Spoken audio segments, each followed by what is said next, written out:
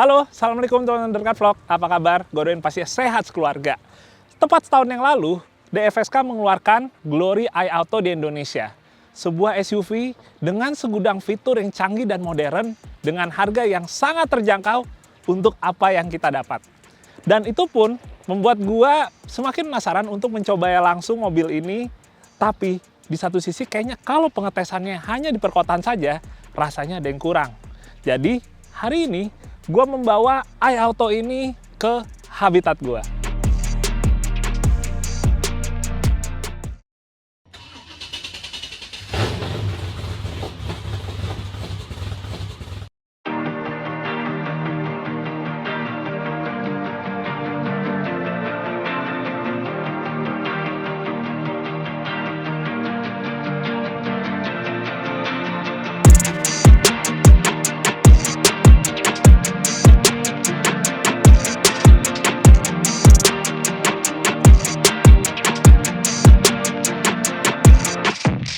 Jadi DFSK Glory iAuto ini adalah sebuah compact SUV yang diproduksi oleh PT Sokonindo Automobile di Indonesia. Persisnya ada di daerah Cikande, Banten. Nah, apa yang spesial dari mobil ini? Sebenarnya ada pada salah satu fiturnya yang menurut gua cukup canggih dan juga sangat smart, yaitu fitur voice command yang bernama iTalk. Dengan adanya iTalk, kita dapat berbicara langsung dengan mobil kita ini untuk memberikan sejumlah perintah.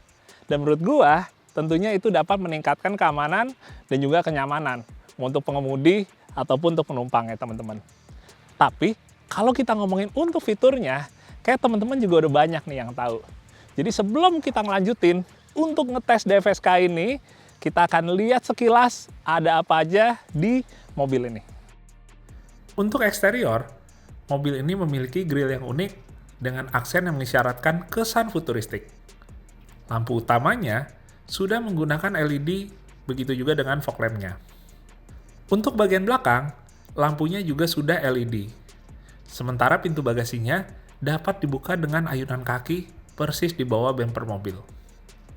Tidak lupa, mobil ini juga memiliki waranti selama 7 tahun atau 150.000 km. Mobil ini mempunyai dimensi yang cukup besar, yaitu dengan panjang 4.700 mm, lebar 1.845 mm, dan tinggi 1.715 mm. Dan untuk kaki-kaki, mobil ini menggunakan velg ring 18 dengan desain yang sporty. Untuk bagian dalam, kita disuguhkan interior dengan wood panel yang menambah kesan mewah. Sementara, joknya dilapisi bahan kulit berwarna hitam yang menambahkan aksen sporty. Dan yang menarik, kedua jok pada bagian depan diatur sepenuhnya secara elektrik. Mobil ini juga dilengkapi dengan sunroof yang ukurannya cukup besar. Sayangnya, terik matahari masih cukup menembus ke dalam saat sunroof ditutup. Head unit di mobil ini juga berkesan mewah seperti layaknya mobil Eropa premium. Dengan pengaturan AC model tombol yang terfokus di bagian tengah dashboard. Klaster instrumen di mobil ini memiliki layar MID di bagian tengah. Sementara untuk setirnya, dapat dinaik turunkan, tapi belum teleskopik. Sementara, pengaturan untuk lampu depan dan wipernya sudah memiliki mode auto. Oh ya, mobil ini juga memiliki kamera 360 dengan tampilan yang cukup jernih. Dan uniknya, ia dilengkapi dashcam bawaan yang menggunakan memory card micro SD. Untuk posisi duduk di baris kedua, menurut saya cukup nyaman dan lega bagi saya dengan tinggi 178 cm. Tapi untuk baris ketiga, rasanya sebisa mungkin saya bertukar posisi dengan orang lain yang tidak setinggi saya. Di zaman sekarang, siapa yang nggak setuju kalau jenis kendaraan SUV itu menjadi jenis kendaraan yang bisa dipakai untuk berbagai macam kebutuhan. Mau buat kita ke kantor, nganter anak sekolah, ataupun nganter istri belanja. Dan kalau kita ngomongin untuk berbagai macam kebutuhan tersebut, yang kita lihat salah satunya adalah keandalan dari mesin. Apalagi, kayak sempat gue bilang sebelumnya teman-teman, di zaman sekarang ini, semakin banyak keluarga di Indonesia yang beraktivitas keluar ruang atau outdoor, seperti misalnya hari ini gue di sini. Jadi kita membutuhkan sebuah SUV yang bisa membawa kita ke alam bebas untuk kita berekreasi sama keluarga. Maka dari itu, mesin jadi salah satu faktor utama. Sementara kalau kita ngomong di Glory iAuto, ini mesinnya menggunakan mesin bensin 1500 cc turbo dan dia bertenaga 150 PS dengan torsi 220 Nm. Kalau kita ngomong grafik teman-teman, jangan lupa juga kita untuk ngelihat tenaga maksimalnya ada di putaran mesin berapa. Kalau misalnya kayak di mobil ini, dia dengan torsi 220 Nm, tetapi tenaga maksimalnya di 1800 RPM, itu berarti si mobil ini torsinya itu tidak membutuhkan effort yang terlalu besar untuk mencapai ke titik optimumnya. Tapi untuk enaknya, kita langsung tes saja habis ini. Oke, assalamualaikum. Nah teman-teman, kayak gue sampein barusan, salah satu fitur andalan di mobil ini adalah iTalk, sebuah fitur voice command di mana kita bisa memberikan perintah ke mobil ini untuk mengaktifkan sejumlah fitur. Dan karena ini lagi cukup panas siang ini, gue akan minta buat dia nyalain AC-nya ya. Oke, kita sapa dulu. Hi Glory. Turn on AC. Okay, AC is on now. Oke, haha. Ini dia yang gue butuhin teman-teman. Oke, berikutnya gue coba untuk ngebuka sunroof ya teman-teman. Hi Glory. Open sunroof. Terbuka teman-teman. Cuma lagi cukup panas siang ini, jadi kita minta untuk tutup lagi ya. Nah teman-teman, pasti juga beberapa dari teman-teman ada yang berpikir, kayaknya fitur-fitur tersebut kayaknya lebih enak untuk kita aktifkan secara langsung. Jadi kita pakai tangan aja, tanpa perlu melakukan voice command yang ngebuat kita nunggu. Tapi di satu sisi, kalau misalnya kita melakukannya dengan voice command, sebenarnya kita bisa meningkatkan yang namanya keamanan teman-teman. Karena kalau kita lagi nyetir, dengan kita memencet berbagai macam fitur yang ada, takutnya kita jadi nggak konsentrasi ke jalan. Jadi kalau misalnya kita mencoba untuk ngedial orang atau nelfon, kita ngeset maps untuk navigasinya segala macam, termasuk kita mencoba untuk ngeset radio, kayaknya lebih aman kita dengan nyetir, lalu kita mengucapkan apa yang ingin kita rubah, ketimbang kita harus konsentrasi terganggu dengan sambil ngeliat ke jalan, tapi satu sisi kita harus ngeliat ke layarnya untuk ngubah-ngubah channel radio sebagai contohnya.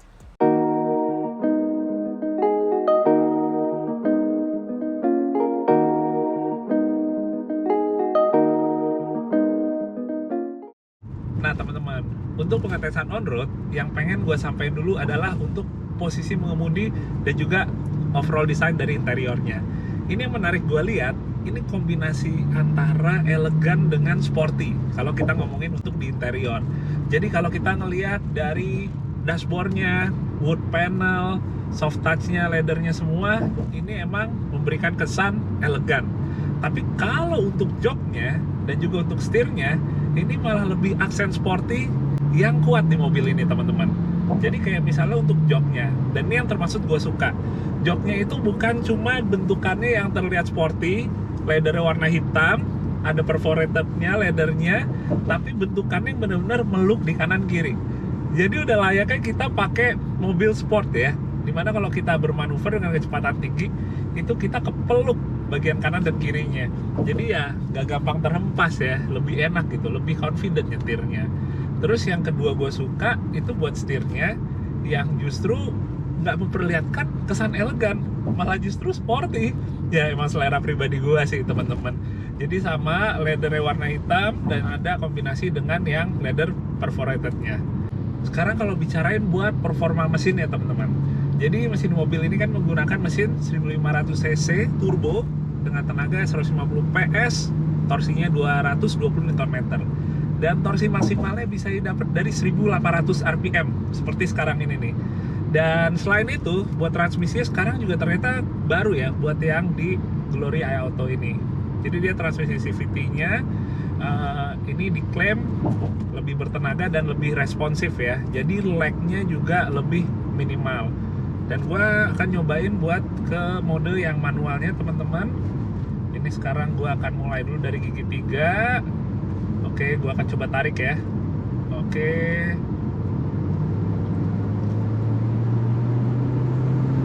4000.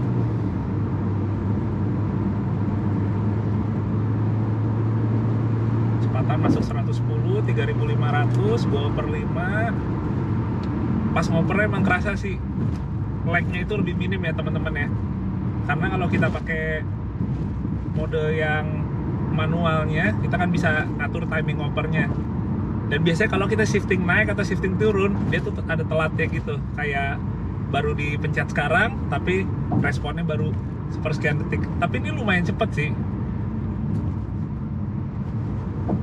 sampai ke gigi 6 maksimalnya.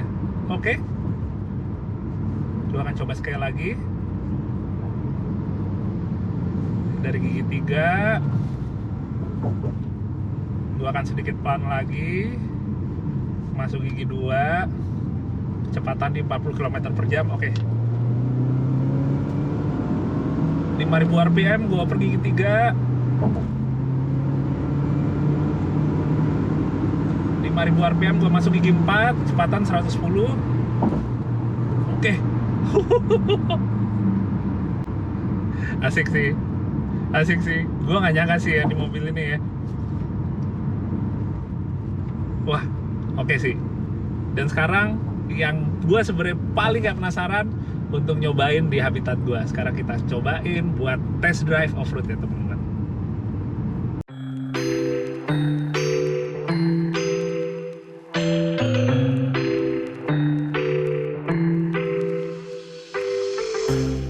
Nah teman-teman, buat pengetesan yang off-road, jadi utama yang akan gue tes adalah untuk suspensi dan juga untuk performa mesinnya. Jadi yang pertama yang akan kita coba adalah melalui sejumlah kon, dan kita akan bermanuver di kon tersebut teman-teman. Gue akan cobain gimana karakternya saat mobil ini bermanuver. Udah, langsung aja kita gas, bismillah teman-teman. Oke, speednya medium aja, lalu kanan, lalu kiri, lalu kanan lagi, lalu kiri sedikit. Oke. Gue di dalam nggak ngerasain yang namanya kepontang-panting kanan kiri.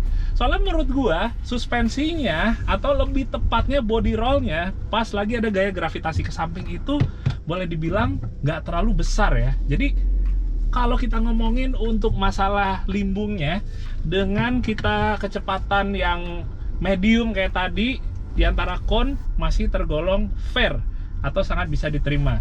Oke, kita coba lagi teman-teman.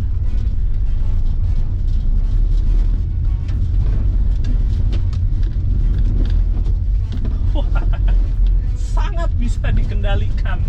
Jadi kalau kita lagi zigzag itu, semakin jarak konnya semakin dekat, itu maka kita diharuskan untuk lebih cepat lagi membalikan arah mobilnya. Yang tadi ke kiri, langsung arahin kanan lagi, langsung harus buru-buru balik kiri dan kanan, dan selanjutnya seperti itu terus. Jadi kalau kita rapetin konnya kayak tadi teman-teman, kita dapat semakin ngelihat seberapa mudah atau susahnya si mobil ini untuk dikendalikan dalam kondisi yang sempit konnya, ditambah si jalurnya itu yang boleh dibilang minim traksi teman-teman. Jadi saat di situ yang bekerja tuh nggak cuma masalah suspensi, tapi juga fitur-fitur tambahannya seperti misalnya traction control, untuk ABS-nya, electronic brake distribution-nya, dan lain-lainnya. Tapi kalau di tadi teman-teman, gua nggak terlalu ngerasain banget untuk yang namanya mesin, karena fokusnya lebih ke kaki-kaki, ke karakter handlingnya, sasisnya. Dan kalau ngomongin buat mesin, transmisi, gue pengen nyobain justru di turunan dan tanjakan yang ada di depan. Kita langsung cobain ya, lanjut lagi. Oke teman-teman, kita lanjutin buat ngebahas suspensinya dulu nih. Jadi sekarang yang depan gue ini jalurnya lebih ke arah tanah yang campur bebatuan. Bebatuannya lumayan juga, dia ukurannya termasuk besar buat ukuran kita pakai mobil umum ya, termasuk mobil umum dengan ban yang ukurannya nggak terlalu besar seperti mobil-mobil off-road lainnya. Jadi hitungan batu yang gue lewatin ini sebenarnya lumayan juga. Di sini gue sambil juga ngerasain lagi buat suspensinya. Kalau misalnya tadi udah ngerasain yang kurang lebih kecepatannya lebih ke medium, sekarang lebih pelan atau lebih slow. Dan kalau kita ngelewatin batu kayak gini dengan permukaan tanahnya sendiri yang juga udah nggak rata, ini sekaligus juga ngerasain untuk artikulasi mobilnya. Dan sejauh ini gue ngerasain si keempat rodanya, dia napaknya itu cukup merata. Sementara kalau ngomongin suspensinya, ini kan yang bagian depannya pakai sistem MacPherson, sementara yang belakangnya itu torsion beam. Kelebihan dari jenis suspensi ini adalah dia maintenance-nya lebih murah, dia itu lebih simpel konstruksinya. Tapi memang kadang-kadang orang suka merasakannya kalau udah dipakai untuk sesuatu yang lebih berat lagi, itu terkadang nggak terlalu bisa diandalkan. Nah sekarang gue udah mengarah balik ke atas, jadi kita nyobainnya nanjak teman-teman. Dan gue akan nyobain buat nyilang ya, crossing di sini buat nyobain juga artikulasi suspensi atau travel si suspensinya. Sambil kita ngerasain buat traksinya. Tuh agak ngangkat dikit. Nah kalau ngomongin buat traksi, emang nggak cuma dari bannya aja teman-teman, tapi termasuk dari travel suspensinya. Karena kalau misalnya travel suspensinya baik, dia akan terus menempel ke permukaan buat bannya. Dan di bagian ini udah lebih terjal lagi. Gue akan coba buat lewatin di sisi yang sebelah kirinya sini. Oke. Ini RPM-nya 1500. Dan kalau gue naikin ke 1800 RPM-nya segini ya. Ini kurang lebih torsi maksimalnya, teman-teman. Tapi gue akan coba buat tetap crossing lagi di sini. Crossing lagi. Oke, terus traction control kerasa mulai bekerja. Dan traction control ya atau TCS itu biasanya dia bekerjanya agak berisik gitu, kayak ada suara gemuruh kayak di bagian rem gitu. Itu saatnya dia bekerja. Jadi dia membatasi atau melimit putaran ban kalau misalnya terlalu over. Karena kalau putaran ban juga terlalu over teman-teman, dia yang ada malah nggak maju ke depan ya. Jadi dia membatasi putaran supaya justru gripnya dapat. Suspensinya oke, bandingannya. Setirnya cukup enteng buat gue muter di jalan yang penuh bebatuan cukup besar. Dan buat mesinnya juga oke sih. Yang gue suka sih torsinya terutama ya. 220 Nm di 1800 torsi maksimalnya. Ya, kurang lebih di segini nih. Udah dapet torsi maksimal. Asik banget. Kita coba lagi ke turunan dan tanjakan terjal yang ada di sebelahnya ya.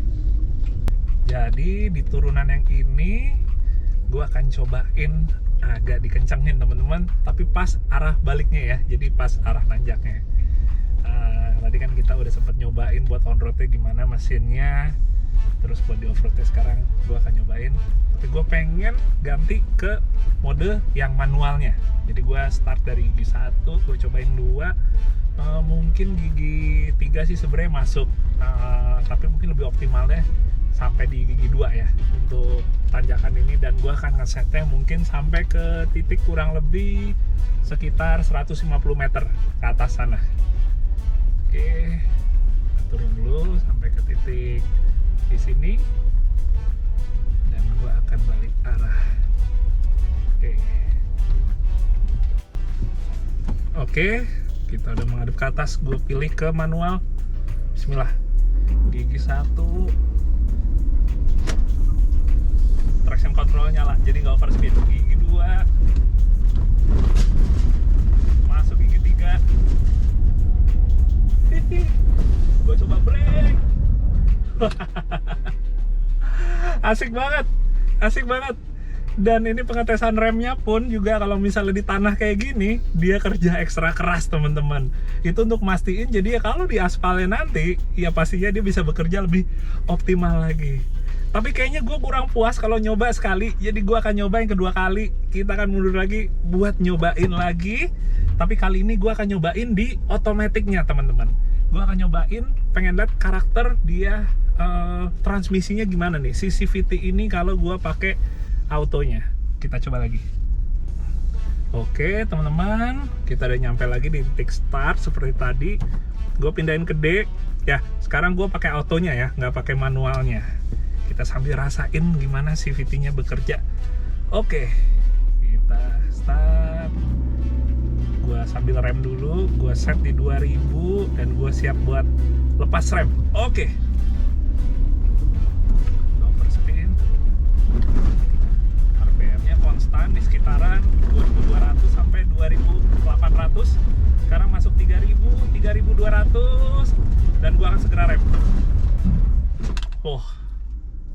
Oke sih, oke banget. Yang kali ini RPM-nya agak lebih tinggi lagi, kurang lebih sampai ke 3.500 dalam kondisi nanjak seperti ini ya. Jadi hitungannya sebenarnya cukup lumayan tinggi juga dan bisa diraihnya dengan cepat. Jadi nggak berat, walaupun gua pakai otomatis. So far oke teman-teman. Jadi emang pengetesan ini bukan berarti ini mobil untuk dipakai off-road ya nantinya ya. Tapi kurang lebih anggap aja sebagai pengetesan off-road ini mewakili banyak jalanan di Indonesia yang masih kondisinya nggak mulus ya. Ditambah lagi juga kita banyak keluar kota, banyak lewat jalanan-jalanan yang kurang lebih tidak sesopan di dalam kota. Kurang lebih itu yang pengen gue coba cari tahu langsung di habitat gue hari ini. Oke, alhamdulillah teman-teman. Jadi sekian dulu untuk kita hari ini mereview dan test drive sebuah DFSK Glory i Auto. Secara overall, ini sebenarnya di luar ekspektasi gua. Sebuah brand mobil Tiongkok yang penuh dengan fitur, dengan harga yang terjangkau untuk apa yang kita dapat teman-teman. Tapi buat gua pribadi, sebenarnya yang paling gua senang adalah untuk performa dari mesinnya dan juga kenyamanan serta ketangguhan dari suspensinya teman-teman. Dan apa yang sebenarnya gua tes hari ini di sini bukan berarti SUV ini adalah sebuah off-roader sejati. Karena pengetesan yang gue lakukan di sini sebenarnya lebih untuk mencari tahu bahwa mobil ini nantinya kalau dipakai keluarga Indonesia, baik untuk di perkotaan maupun untuk mereka keluar kota ngeliat pemandangan alam seperti ini, itu sudah lebih dari cukup dan sangat bisa diandalkan. Semoga video ini bisa bermanfaat buat teman-teman semua dan kita ketemu lagi di video The Car Vlog yang berikutnya. Dadah, assalamualaikum.